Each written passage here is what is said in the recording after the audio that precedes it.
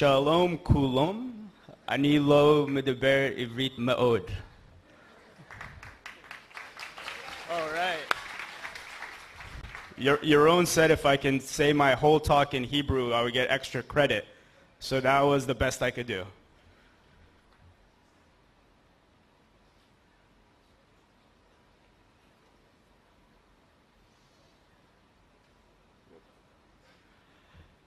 So we're going to go on a little bit of a journey for the next half hour.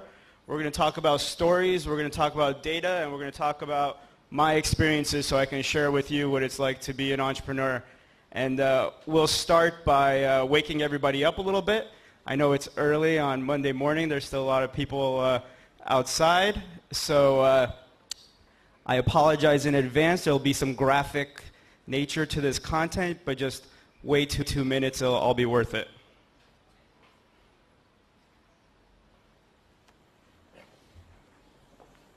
Do I have sound? No, I don't have sound.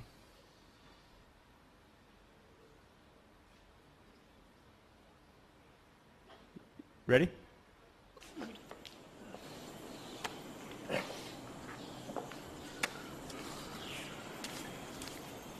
No. Hey, that's all. What's the rest of it? What's the rest of the money, Mr. Filmmaker? I don't have it. Have it? You listen to this fella? I thought you're Mr. Big Time Filmmaker. Oh, you mean this guy's a filmmaker? Yeah, but they suck.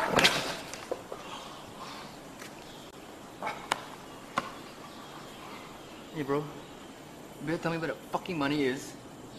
A bad thing is gonna happen. I don't have it. Give me the hammer.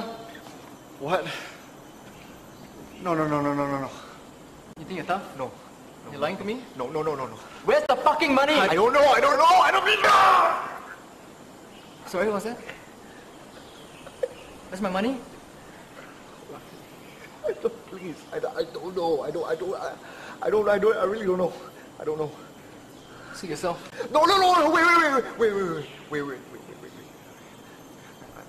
I know, I can get the money, How? I got friends. I got people I know, they'll get the money to me. You have friends that are just gonna give you $20,000? I'll tell them I'm making a movie. Yeah, a crime movie, right? We don't get many of those kinds of movies in Singapore, so it'll be good, right? They'll believe me, because I'm a huge fan of the genre. They know I can make the kind of movie, they'll believe me, yes? So what's the story about? It'll be about two guys trying to get rid of a dead body. A young guy, he's got a dead body in his living room, and an old guy is going to help him. They're not friends, but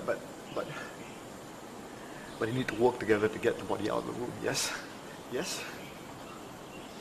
That's it? If you guys want the money or not? Okay, fine. Just tell us how they're gonna get the money to you. They can go to an Indiegogo website. We'll flash the address at the bottom of the screen. www.indiegogo.com, the body. Yeah? We have a deal? Okay?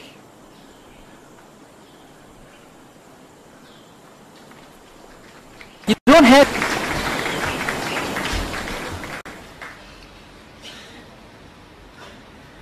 So as you can see, he tried to raise $20,000 and was able to raise 29.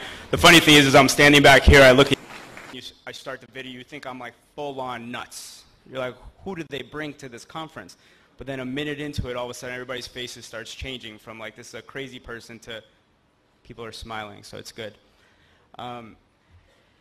So yeah, we're going to talk about how you can fund your business using Indiegogo, and more importantly, just how to fund your business, period.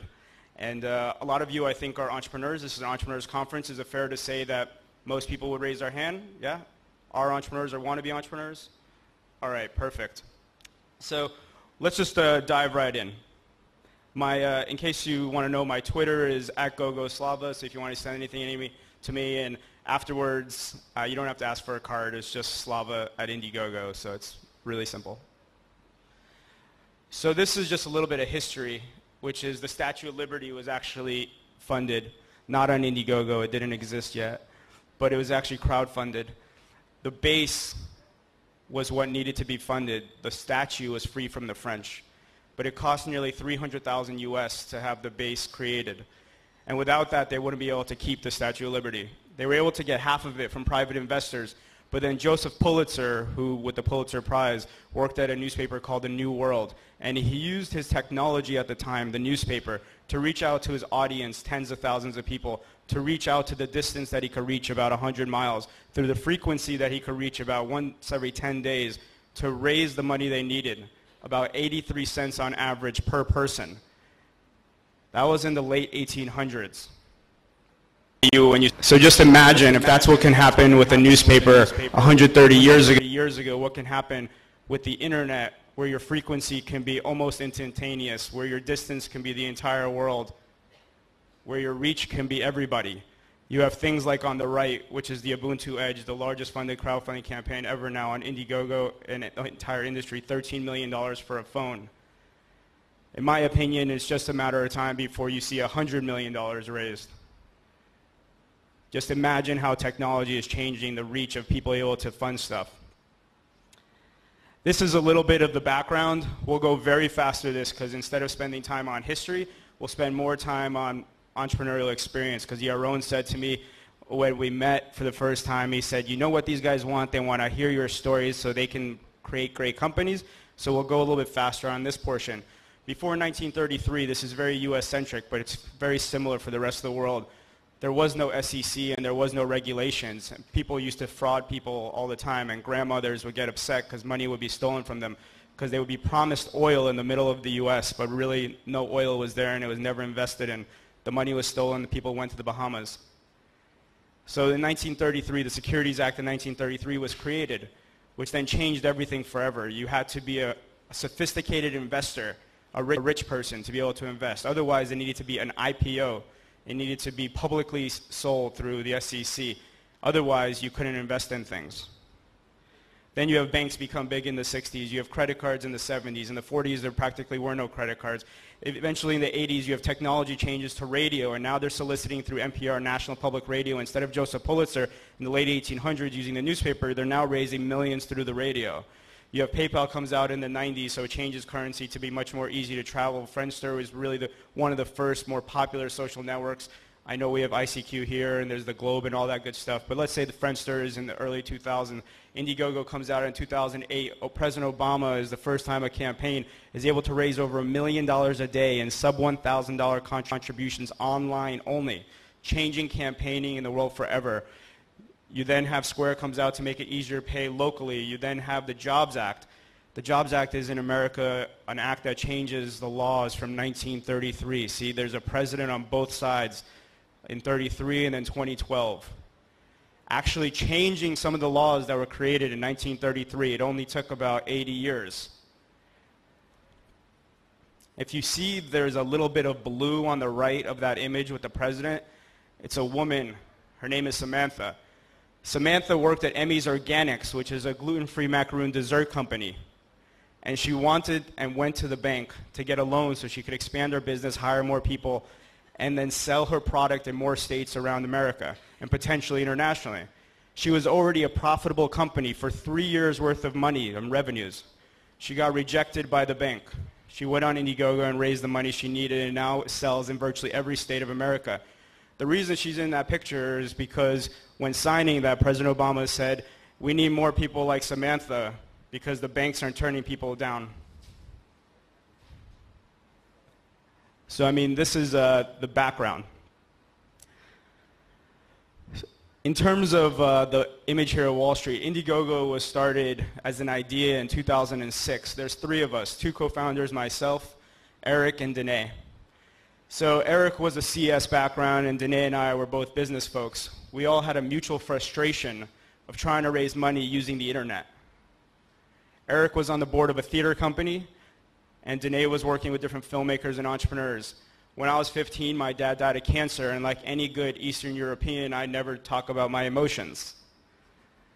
So finally, 10 years later, for a New Year's resolution, I decided I had to do something about this fact because people didn't even know if my parents were divorced, if my dad was dead, if he lives in Australia or what, because I don't discuss it.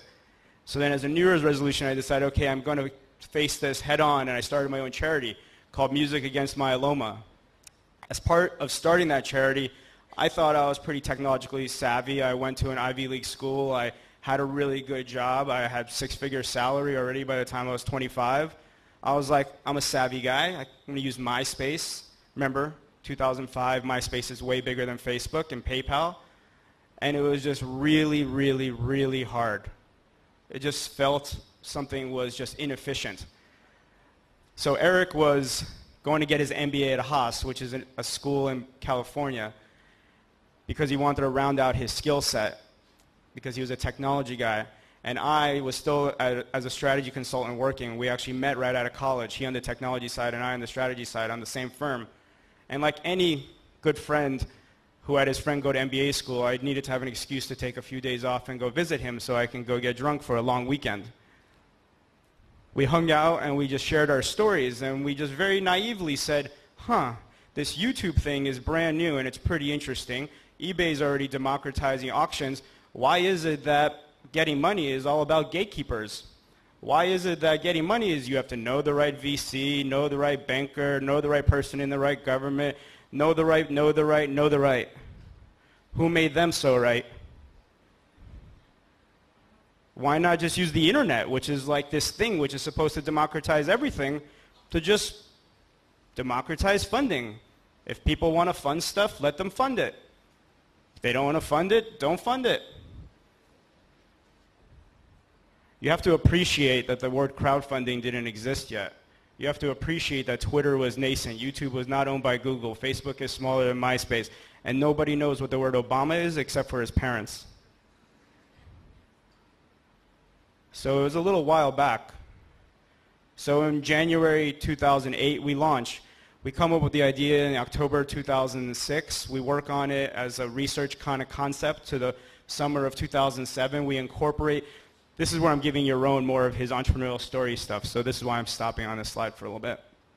And we end up incorporating in the summer of 2007. We create our requirements then, and we actually build out and architect the site, the database and everything until December 2007. We build it out, and then we launch in January 2008.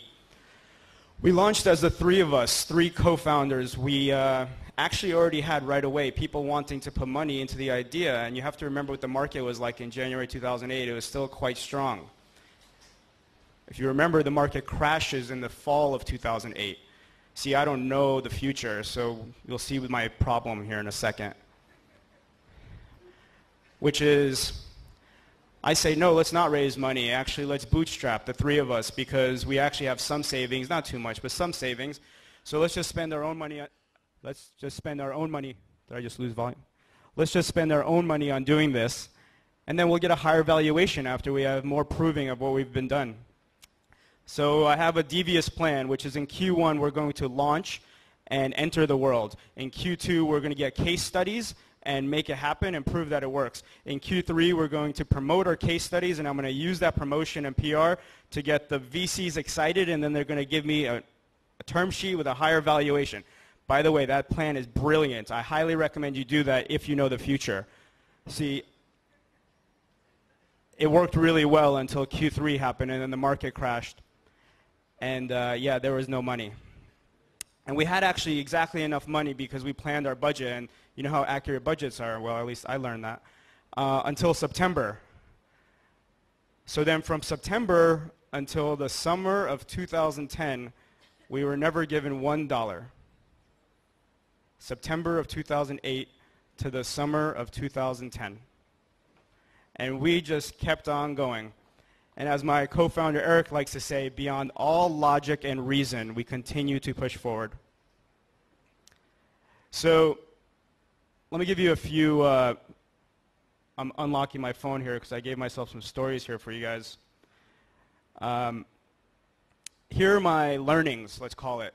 You know how sometimes when there's a teapot or a new cup of soup, your friend says it's really hot, don't drink it yet. And you're like, yeah, whatever. My hot is not the same as your hot, and I can't listen to you anyway because I need to know myself. So then you try the kettle of soup or the tea, and you're like, whoa, that was fucking hot. Right? So this is just my things I can share with you. You'll probably have to go through them yourself because you won't really listen to me or believe me. But these are just my experiences, and you can do what you want with them. So number one, there's the right time to launch your company. We couldn't be any more wrong time to launch our company. We just entered the deepest recession in the last century. So I don't think that means anything. Next month, after the IPO, when the new election, there's no right time. Just launch whenever you want, whenever you feel ready. Just know you're going to have to do a whole lot of work. Number two, you need a lot of money. I think that's a really massive excuse. So if you say you don't have enough money, it's because you're afraid and you're not willing to push forward. The average startup, in America at least, will start with less than $10,000. You all know the Facebook story, barely more than that. The average one will start with less than $10,000. Not enough money is an excuse. We had like no money. It's all about execution and just doing the work and having customers like your stuff. Number three, I need a good business plan. I don't know if you know Isaac Asimov, the science fiction writer. Well, I think really good business plans should be right next to Isaac Asimov in the library. Like if you're like really good at writing your business plans, you should practically get into science fiction writing. I mean, it's just like creative art. It's irrelevant. What's relevant these days is actually just proving traction. Your barriers to entry are so low.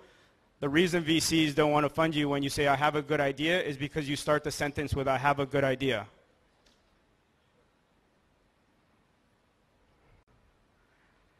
The next one is you should go after the biggest market. A lot of people will argue with me on this one, but I have my opinions. You know, you should go after China instead of going after Luxembourg. If you get 0% of China, it's not any better than getting 100% of Luxembourg. What you need to do is prove that you have a customer base. Prove that you have any market, not a big market. Because if you go after a big market and you don't get any traction, it's irrelevant. And if you actually serve your customers really, really, really well, even if it's just 10 people, I bet you somehow that market will grow. Because then those 10 people will tell other people that somehow you'll be able to serve them. Or you'll figure out how to shift your business a little bit over this way or a little bit over that way to keep doing what you're doing so well. So when people tell you the market size is not big enough, just call total bullshit on that. What they're actually saying to you is, I don't think you're a good entrepreneur because you're not proving you're getting any traction at all. The next one is it's all about the idea. I don't have a good enough idea. They had a better idea. That idea was so obvious, I wish I had it. You know, all those things. Totally another excuse. The idea is like a dime a dozen. If you have a good idea, everybody will copy you, especially Israelis. So the idea doesn't matter. If you want to think about the idea, have you guys seen the movie Inception? Just give me a little bit of a raise of hands. Okay. This is a little bit philosophical, but just think about it like this. Your job is just like in that movie, which is in that movie, you have reality. And then separate from reality, you have one person's mind, which is the dream world. And the only difference between the dream world and reality is whether or not the dreidel falls, right? So your job is to be that crazy person because it's your dream. It's your reality. The funny thing is, it's not crazy to you.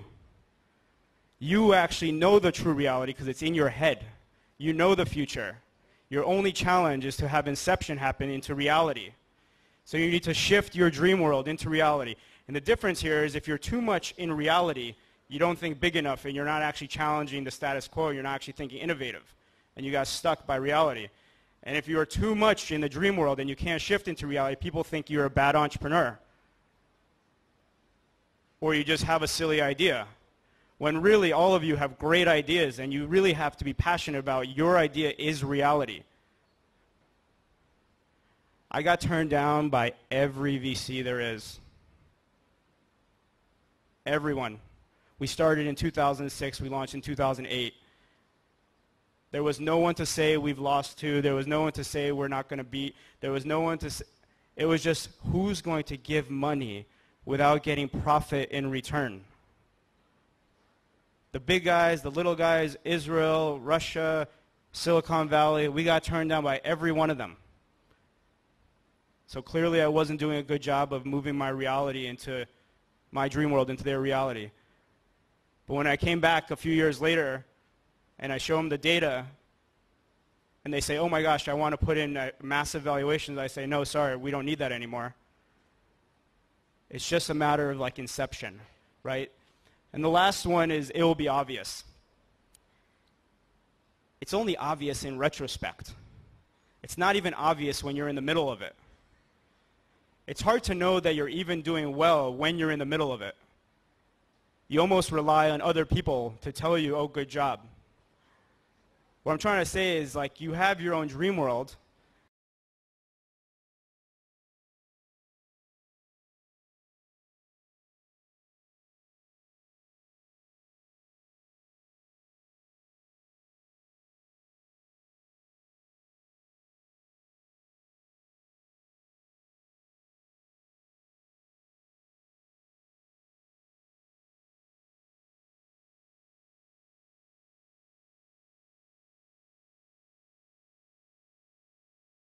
Solve everything, but it's not obvious. It's only obvious to you yourself, meaning only you can manage your should you close or should you open, should you continue.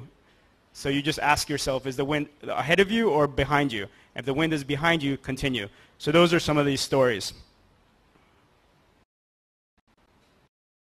That's just a picture of my team in the back. In the world, we distribute funding in 70 to 100 countries a week. We distribute millions of dollars every week, hundreds of millions of dollars in total. And in case you're interested, we've raised $16.7 million to date, only with an A round.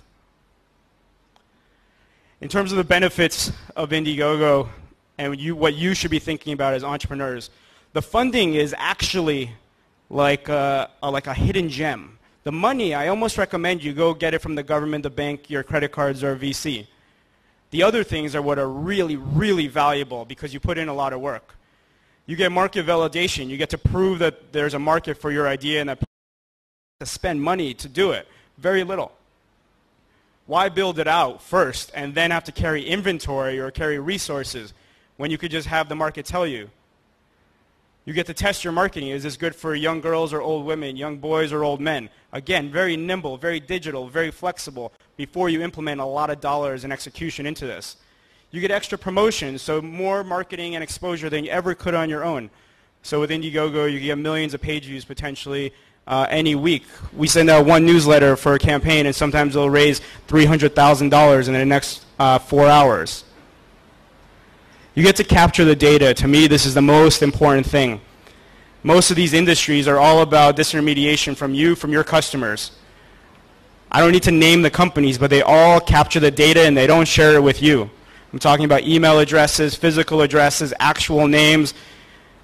So if you're making a movie, you're making a product, you're making an app, you're making anything, and you get your customers, tomorrow when you come out with a new one, or 2 weeks from now, a year from now, or 3 years from now, you're going to want to find customers again. And isn't it great if you just start with the customers you already had? But if you go through these other entities, you have to find them again. It's as if you never started. With Indiegogo, you get to move from a transaction to a relationship. You capture all the data. It's all yours. You stay on transaction only, you then compete on margin, which means you have to go cheaper and cheaper. If you compete on relationship, people call that brand. You can then charge more for that because people want to be a part of it. And the last one is money. Yes, it's good to have money. So here's an example of using Indiegogo right here from Tel Aviv. You have the smart helmet. They're able to do a sensor of how your heart rate is going right while you're biking. They were able to get hundreds of funds. The campaign was right here from Tel Aviv. Or here you have a story of a California-based company that wanted to do a mobile security product, wanted to raise 100,000 US, was able to raise nearly 2 million. But this is about validation. So let me give you a story that you'll appreciate. These guys didn't want to do Indiegogo. They didn't want to do crowdfunding. They wanted to get money from VCs in Silicon Valley. They actually got lots of term sheets. But they rejected them because they were so frustrated at the valuations they were getting. They were like, wow, you guys are literally like cheating me. I have so much traction. I have so much proof. This is pre any campaign. Why are we getting such bad term sheets? And VCs were like, we get to do what we want. This is the offer. So they said, okay, we're just going to go on to Indiegogo because we already have a few angels, but we're just going to see if we can just raise some monies to keep us bridged until we get more money later. The campaign starts. They, I believe, hit $1 million within a few weeks. One of the VCs who had rejected them gets in touch with one of the angels that had already funded, gets their bank account information, wires money directly into their bank account, sends an email to the guys, we agree to the terms that you wanted before. Not only did he not reach out back to them, they tried to force money onto them. He just rejected them. He's like, are you kidding me? My valuation has gone up 10x in the last 2 months. 10x. Well, here's Angel Sea, which is a really great band here in Tel Aviv. Xanadu Scout, straight out of Star Trek, science fiction, where Bones would go, Captain Kirk, are you healthy? Let me scan you with this thing. And it would show you all the metrics. Total science fiction. Well, somebody's actually created it and funded it on Indiegogo. 1.6 million. But the cool thing here is we're talking about FDA approval required. We're talking about massive issues to try to deal with. Well, the FDA not only isn't having issues with it, they're actually trying to go through all the funders on Indiegogo, through all the contact information, be in touch with them so they can try to approve that this is moving forward. And they're using the Indiegogo campaign as part of the research and the actual audience for the FDA approval. Well, right here, you're a precedent to one of your presenters later today. Angel, the Open Sensor, a great campaign, and I don't want to steal any of their thunder, but they'll be talking soon. There's 4 reasons why people fund.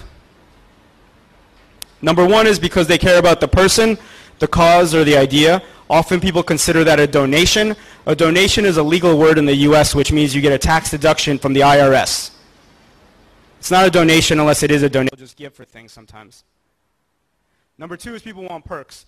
Most of you probably paid for your shoes. Some of you are entrepreneurs, but a lot of people didn't. But if you pay for your shoes, that's what a perk is. You get product, service, or experience in return. Number 3 is people want to participate, just like the Statue of Liberty. And number 4 is they want profit. They want to give $1 and get $5 back. So since 2006, when we came up with the idea, we wanted to do all 4. And this isn't on Indiegogo. This is in life. There's no other reason why people fund stuff. And since 2006, we wanted to do all 4. But we right away found about the regulatory issues, so we only do the first 3, hoping that one day the 4th would be a reality within the next 20 years. Little did we know that by 2012, 4 years after we launched, the Jobs Act would be passed, changing the laws potentially for a very long time. So equity crowdfunding will happen in the future, and we'll see where we go with that. So here's a little bit of data to finish it off, which is we have the most campaigns of any platform in the world. We have the most data. We mine this data with PhDs in statistics, physics, and math. And the things I'm about to share are not opinions, but rather data mining. So I'll go really fast, but you don't have to write it down. You don't even have to memorize it. It's all in our blog, and it's all in our insights. Which is number 1, there's 3 things that matter to having a good Indiegogo campaign. Number 1, have a good pitch. Number 2, be proactive. And number 3, find an audience that cares. Number 1, have a good pitch. If you have a video as part of your campaign, you'll raise 114% more money on average. Average campaign will hit its target on day 36 of a 47-day long campaign. On average, that target will have 3 to 8 perks. 93% of campaigns that hit their target will have a perk. 7% will offer nothing. If you have 4 more people on your team, you raise 70% more money than if you have 1 person on your team. Be proactive. If you do an update every 5 days or less, you'll raise 4 times more money than if 20 days or more. Week 1, you're 5 times more likely to actually hit your target. Email is your number one tool, Facebook is number 2, and Twitter is number 3. Usually about, meaning 10x the amount of money you can raise on each one per unit.